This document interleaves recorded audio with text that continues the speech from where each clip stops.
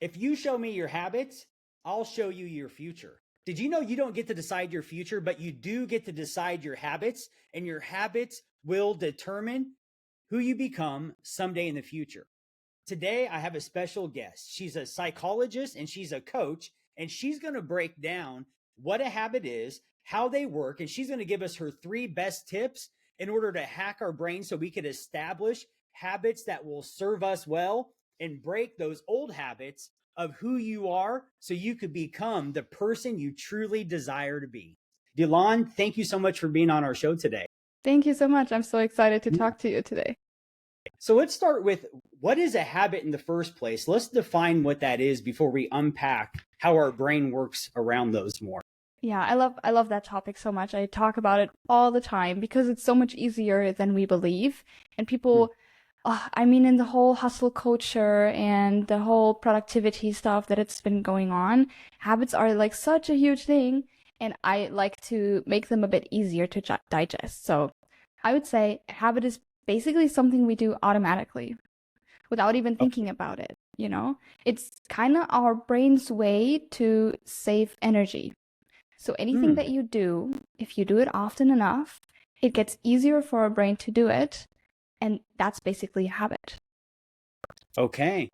So it's like things that we do automatically because that's our brain actually wants to hack our body, meaning make things easier for us, it sounds like. Yeah, exactly. Because that's like our brain's primary objective. It just wants us to be safe. And how can it make us safe? By keeping us in environments that are predictable. Because when the environment is predictable, that's usually the safest place for us to be because our brain knows from our experience or from our knowledge what's going to happen next. So our brain loves to put us in energy saving mode or on autopilot, which is why habits are such a good thing for us. Okay. That makes a lot of sense because when I think about habits, I think my mind naturally goes to the bad habits that I desire to break. And it's oftentimes, so for example, like late night snacking, for example. One of the things I've realized about myself is I'll be in motion doing something before I actually become aware I'm doing something. Like I'll go to the fridge and open it up and like, what am I doing? I'm not even hungry. So it sounds like that's how our brain works. We start to do things automatically as a result of like a survival mechanism, it sounds like. Yeah, exactly. What I always like to compare it to is, imagine you're walking down like a dirt path in the forest. The first time you go on that trail, it's very difficult to walk it because there are rocks. You don't know where to go. You don't know which way is the safest to put your foot. You just know, okay, one foot after the other, and then slowly we're going to reach our destination. So the first time you walk that path, it's going to be very, very difficult. But the more you walk it, the more you get used to it. At some point, after months, it might become a road that you can actually drive your car on, so it gets easier. And the more you drive that road, it becomes a highway. And that's the exact same thing that happens in our brains. The more we walk a path, the easier it is for our brain to lead us to go that path again, because it becomes a highway. And unfortunately, our brains do not differentiate between good and bad. So late night snacking doesn't matter. Smoking, it doesn't matter. That's actually also how habits become addiction at some point. So our brains do not tell us, okay, this habit is good, so we keep doing that, or this one is bad, so we need to stop. It's all the same. Wow.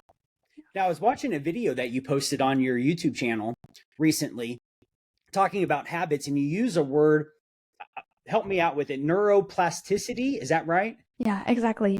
I thought that was so interesting. Will you unpack like what that is and why it's important? I love neuroplasticity because imagine a baby, right? A baby has so much neuroplasticity going on because they see new stuff every day. They experience and feel and do new stuff every day. And what allows them to make all these new experiences is neuroplasticity. So what it is, to put it in simple words, is basically our ability, like everyone has that ability. There's no difference in gender or age. Everybody has that. It's our ability to make our brains grow, basically. Our brains can grow, form new connections, make completely different new connections with the cells by learning or doing new stuff. So every time you experience something new, you do something you have never done before, or you speak a language you've never spoken before, it creates new connections in your brain. And that's, to me, that's just magical. How come that's so important, you think? Because I know one belief is like there's our brain, like growing up, I somewhere along the lines, I remember being a kid where I had to, I don't know if it was a commercial or my mom making a recommendation like, hey, you want to stay away from hairspray and like different, what's some aerosol type stuff because it'll kill your brain cells and you only have so many brain cells. So is that just, does neuroscience show that that's not true? And is that part of neuroplasticity? Oh, that's a good one. I'm not a neuroscientist, so I have to say that right now. I'm just a Fair psychologist. enough. But what I know is that I'm not sure if we can grow neurons, so if we can grow Okay. cells in our brain. I just know, so neuroplasticity is only about connections. So we do not Oh, make cells like from zero, but we I have see what so you're saying. many cells, yeah, and they are all connected in some way, and we just form new connections or connections that have been there. For example, if you walk that trail through the forest one time, there is a connection there. But if you walk it over and over again, the connections can get stronger. So signals go through there faster, and it's like a Yeah. preferred pathway, you know? I see what you're saying. So it's not, neuroplasticity is not about brain cells and that. It's not about the brain cells meaning how many we have or don't have. It's about the transportation of information, it sounds like. Yeah, kind of. Okay. Interesting. Okay, I'm learning. So break this down for us. If somebody is an entrepreneur, they're into personal growth and development, or let's just say a human being, because it's a human being thing, right? Help us unpack how we can teach us about habits in a way, because I think about habits and I think all of us have habits. I think about New Year's resolution, right? Where Mhm. we reflect on the year and there's some things that we want to do differently. And yet, how do we practically take steps to actually change our habits? Because it seems like that's where the challenge and the opportunity for most of us is to make Yeah. those changes we've been meaning to make. Yeah, yeah. I mean, everybody knows it. The new year. I mean, I Yeah. made so many, I put down so many goals for myself, and I tried to put Sure. up with all my habits, but it's so difficult because most of us, we don't really know how to implement new habits or how to change our old ones. And before I tell you anything, it's important to know that breaking a habit that we don't need anymore or that we don't feel like we want anymore is way, way harder than just forming a new habit. So there's a difference. If you want to stop Hmm. something, it's harder. But if you want to start something different instead, so replace the habit, it's a bit easier. So Hmm. that's So important it to know. sounds like the hack is not so much about focusing on the habit, the bad habit we may have, or the habit, I don't want to call it bad, but the habit that's maybe no longer serving us. What I'm hearing you say is don't focus on that, focus on establishing a new habit that would Yeah. replace that one. Is that right? Exactly.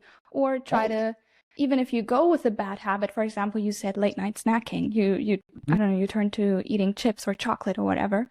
mhm. It's easier for your brain if you keep doing that, but then stack another habit on top that is good for you to make a slow change. Because what I said before, our brains hate one thing, and that's unpredictability or unfamiliarity. That is the worst for our brains if it doesn't know what's going to happen next or Hmm. what's going to happen next, basically. Mhm. So if you keep doing what you know, which is late night snacking, it might be bad for you. But if you, I don't know, finish it with some vegetables or drinking a lot of water or something healthy and stack the new habit on top, it's easier for your brain to embrace the change rather than just I'm telling with you. yourself, I'll just quit. That's good to know. Okay. You came up with these, or I don't know if you came up with them, but you have these three rules that you like to focus on around habits. Would you break those down and unpack those for us? Yeah, of course. So I call them the three rules of rewiring. So I'm talking about rewiring the brain, making new connections according to neuroplasticity. And I kind of just, there are so many rules or so many ways we can build habits, and there are so many gurus out there who can tell you different tips. But for me, these three things have worked, and that's why I have them in my videos. The first one is rather easy. I call it repetition over motivation, because people always think they need to be motivated. Like, I need to, before I start, I need to get some motivation first. And that's really not true. For me, motivation is kind of a myth, so you can't rely on it. It's nothing that we have or don't have. Motivation comes through action. That's what I observed. So repetition is what we can count on if we want to get successful building new habits. Why? Because, like I said, with the road becoming a highway, through repeating an action, it becomes easier for us. And if it's easy, our brain will allow us to do it over and over and over again. So that's why it's so hard to break old habits like late night snacking or any type of addiction, because the addiction is easy and it would be hard to stop it. So repetition helps us to make something easy. Does that make sense? It does. Yeah, it makes a lot of sense. Yeah, so that means, for example, if you want to become someone who reads, you just want to be a person who reads books, then the best way to start becoming that person is by reading every day for 5 minutes, because 5 minutes is easy. Or you say 5 pages. That's why you need to start with tiny steps. They're easily repeatable. You have to do it every day, even if you don't feel like it. And then you will slowly become the person who reads. Yeah. So the don't feel like it part, would you unpack from your perspective as a psychologist, what is that don't feel like it part? Oh, it's different for everyone. I mean, people always say we need discipline to do stuff. So yeah, I don't like that, as you can maybe read in my face. I'm not a big fan of creating habits that don't bring us joy. Or in general, leading a life that doesn't bring me joy or whatever. Because if you truly don't feel like something, it is important to have a second look at it and really second guess, what is it exactly that makes me not feel like doing it? Is it because it's an action that is not aligned with my values? Is it because the habit that I'm trying to build is maybe just, I don't know, maybe some people praise it in society and that's why we want to do it as well? So what I'm trying to say is, it's really important to have a look at it if you do not feel like it anymore, and decide for yourself if you still want to do it, though. If you still want to become that person that you told yourself you're going to become, then just try to compare the pain you have now, the cost, with the result in the end. Yeah, so most people stop at that point if they don't feel like it anymore. But the ones who are truly successful take a moment, pause, and really look at it. Why am I not feeling like it anymore? Although at the beginning of the year, I told myself I'm truly motivated. So look at that, try to unravel the thing, look at the pain, and if it's because the action doesn't align with you anymore, that's fine. You can drop it. You can start with a new habit. So you get it? You know what I mean? Yeah. So it sounds like your recommendation would be to explore. If there's a habit that we're looking to establish, we'll go with the becoming a reader. And I love that you simplified it, meaning, hey, we're not going to go try to read all the Harry Potter books, for example, in one day. We're going to start reading 5 minutes a day. Break it down to I would almost say a simple or a easy next step to take.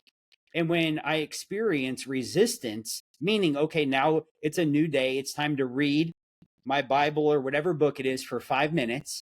If I experience resistance, your recommendation would be to get curious about what's going on in that moment, because it could be maybe I'm really not that interested, or maybe I'm setting this goal based on other people's approval or affirmation, or it's not in alignment with my values. Your recommendation, it sounds like, to explore when we start to experience that resistance. Exactly. Is that right? That's totally right. Because let me unpack that a little bit more. I don't want to go too deep, but so most of us think our thoughts are facts. So everything I think must be true. And that's actually like the biggest myth there is, because our thoughts are just thoughts. They're just suggestions made by our brains according to our experiences, according to what we hear and do and talk about every day. So it cannot be 100% true because we don't know everything. So every time maybe you don't feel like doing something that you set your mind to before, this is the moment where you need to second guess your thoughts or your emotions, because they are not 100% true. They're not set in stone. It's a suggestion by your brain. Hey, we don't feel like this anymore. And then I take that in. I'm like, okay, brain, thank you so much for that suggestion. I will decide for myself if I'll go with it or not. Wow. So it's a best practice not to believe everything I think just because I thought it. Exactly. Okay. Yeah. Now, is there a next one that we can move into? Yeah. What's that one about? The rule number 2 is super interesting because research has actually shown it to be true. And I call it emotion sells it. So emotions will help you with your neuroplasticity, with building new habits. And the research has shown that if you link your new habit that you do every day for 5 minutes, if you link that with a positive emotion, this could be pride after you've done it, or excitement prior, or whatever emotion you feel like you're having.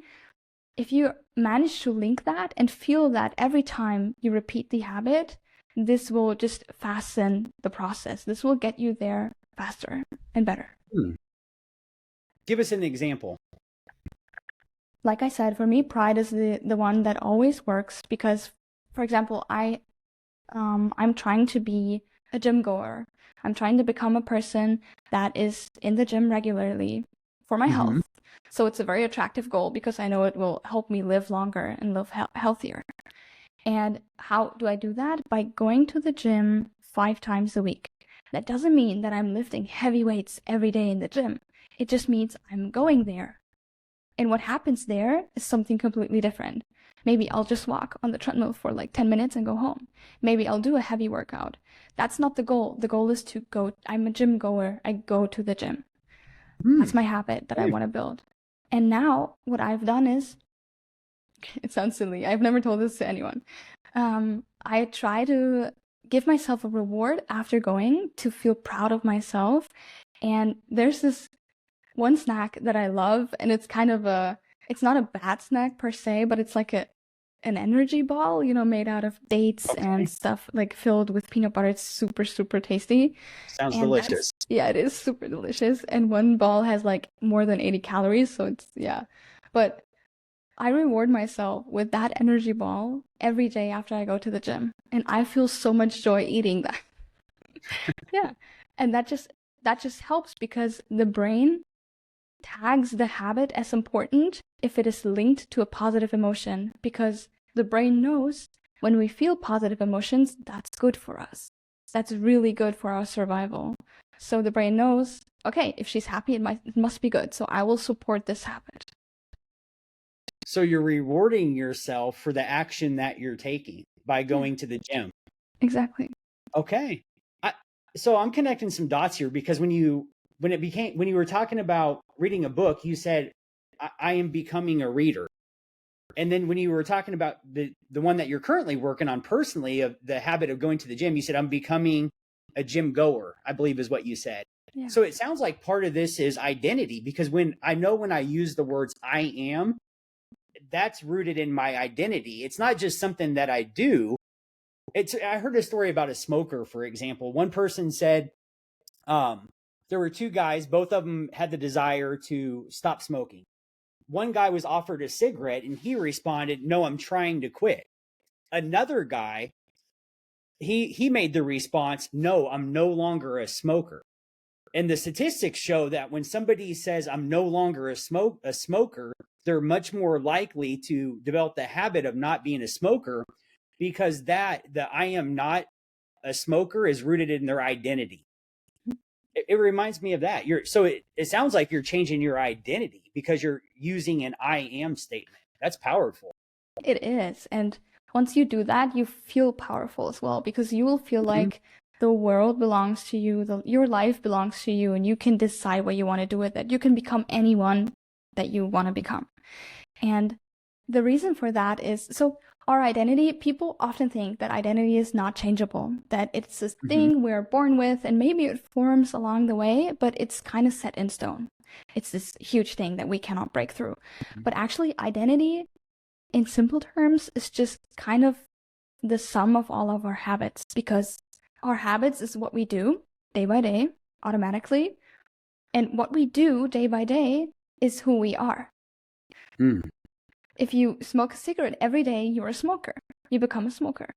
If you go to the gym every day, you're a gym goer. It's that easy. So when you want to change yourself truly, if it's important to you, like it was important to me to work on my health by going to the gym, it's important to me to become a healthy person or a healthier person. If it's really important to you, it's worth it to try to visualize the new version of you that you want to build. And the more you visualize it and the more detail you put into that visualization, kind of manifesting it as well, although I don't like that word too much, the easier it will be for your brain to implement changes slowly by building new habits slowly to finally become that person. That's why I, for example, try to, in my language, use these identity terms like I am becoming or I am a gym goer and stuff like that. So you're being intentional to use those I am statements. Yeah, definitely.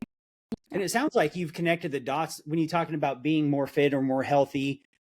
You have some vision for you someday in the future, because you connect the dots between your habits are going to determine who you are someday in the future. So it sounds like having a vision for your life and your future is a key component of establishing habits.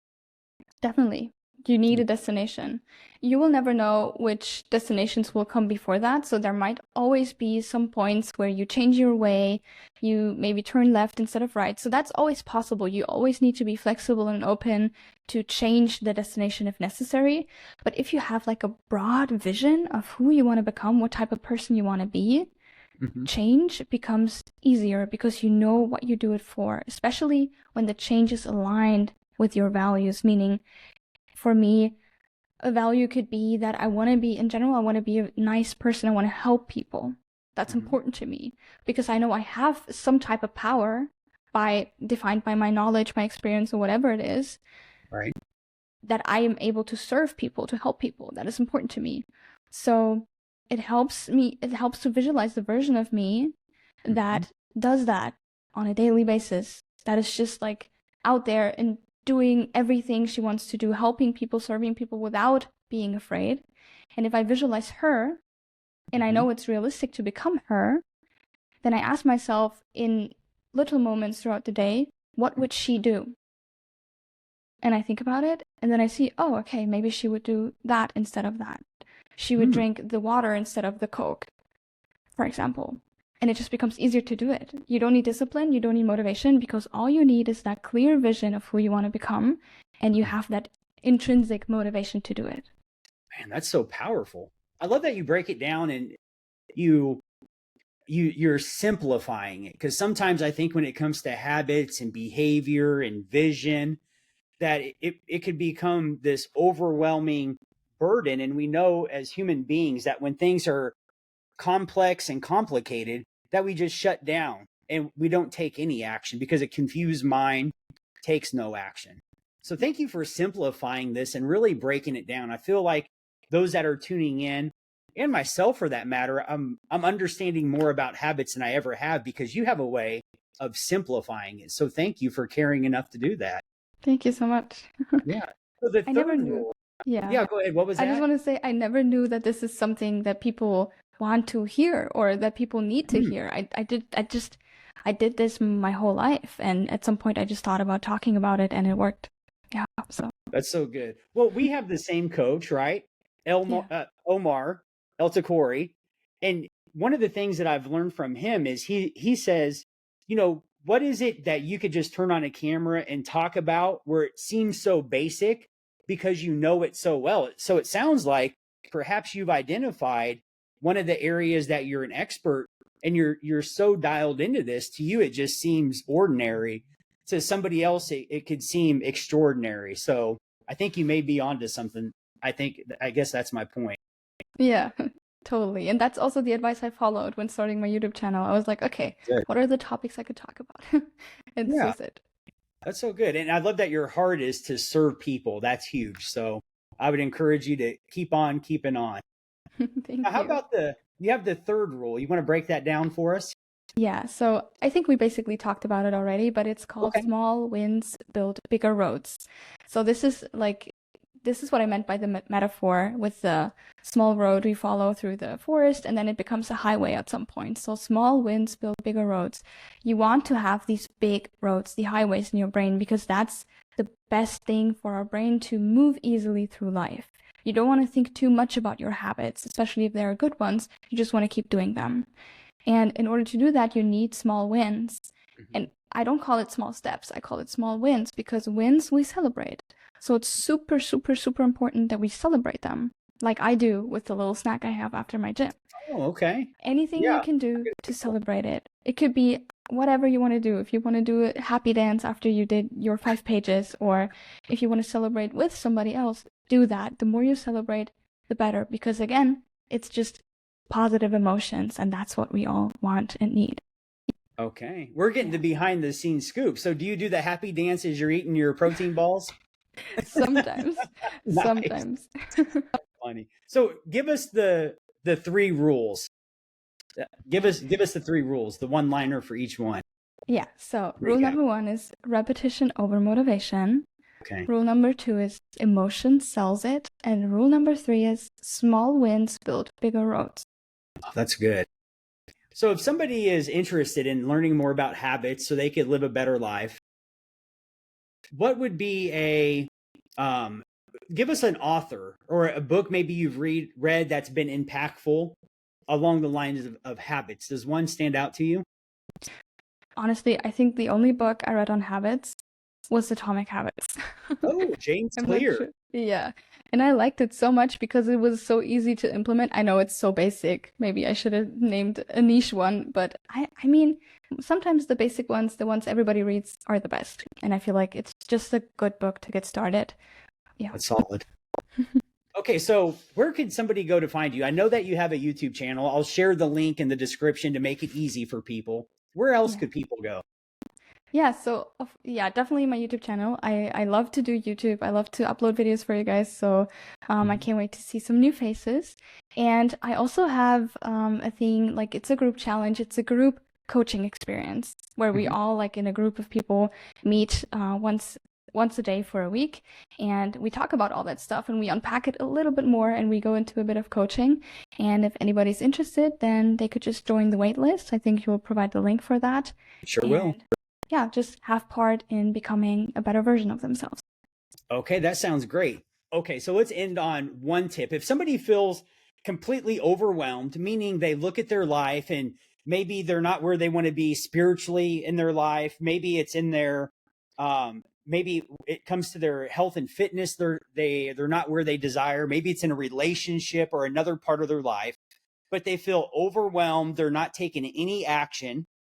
What would be your best piece of advice to somebody that's just completely overwhelmed with the idea of habits? I would say it's a good first step to want to change. So Hmm. that's important. If you feel like this is not good for me, what I have right now, and I want to become somebody different, that's Mhm. that's the perfect first step. After that, you're set for the first yeah for the first part. I would say the only advice I would like to give these people is just remember change does not happen in giant leaps. I love people love to do giant leaps and just change themselves and rebrand themselves. But real, true change, where your brain says it's okay with it, happens in micro movements and in micro habits. So just, I know it's hard, but be patient, start small, and keep repeating it. That's good. Such practical advice. Well, thank you so much for your insight and sharing with us today. It's been a pleasure to hear you unpack habits. Thank you. Thank you so much. I had a great time.